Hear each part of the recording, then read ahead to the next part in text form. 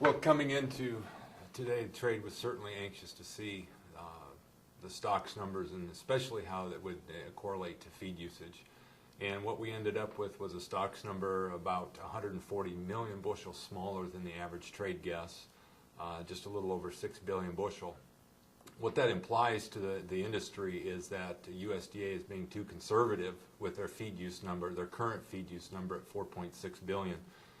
The stocks number today actually gives us something closer to a 4.8 billion annual feed usage. And certainly the trade, by and large, had been expecting the chance of a smaller feed use number.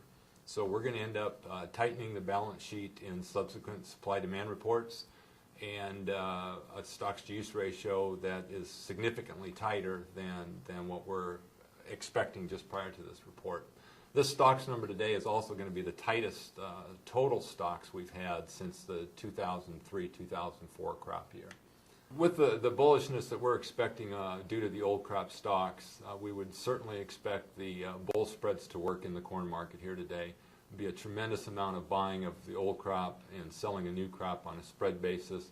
It wouldn't be surprising to see that spread open 20-30 cents wider than what we had today. Well, the fact that the corn market had broke significantly, and in fact nearby corn futures are 73 cents a bushel off their high just a few short sessions ago. So the liquidation that we've seen is going to help support prices here today as well. USDA stocks numbers for beans today, pretty much as expected with the average trade guess. I think USDA actually came in at 1.37 billion. That was 17 million smaller than what the average trade guess, but not enough to really cause a great deal of disturbance to the trade like we're potentially going to see in the corn. Maybe a little more surprising was the soybean acres at 73.9 million. That was down 1.6 from the average trade guess, so we would expect to see quite a bit of buying in new crop November beans at the expense of the old crop. In the wheat stocks report today, they came in 23 million bushels smaller than the average trade guess at 1.2 billion. So as we wrap up the stocks data, all three of the commodities came in less than expected from the trade and helped stabilize prices as well.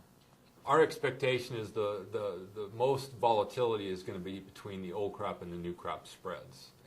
And certainly old crop corn now is going to have that balance sheet tightened up to the point some people may argue that we're going to have a little bit of a rationing job to do. A lot will depend, though, on what happens with exports, what China does specifically. I think China today, or year to date anyway, is right about what the USDA expected them to take for the year, 4 million tons. We saw a little activity there this week. And with prices dropping, some would argue that we're close to making additional sales to China. Well, with the stocks data out of the way, the April report will incorporate some of that, so we would expect to see the feed use number adjusted in the April supply-demand report.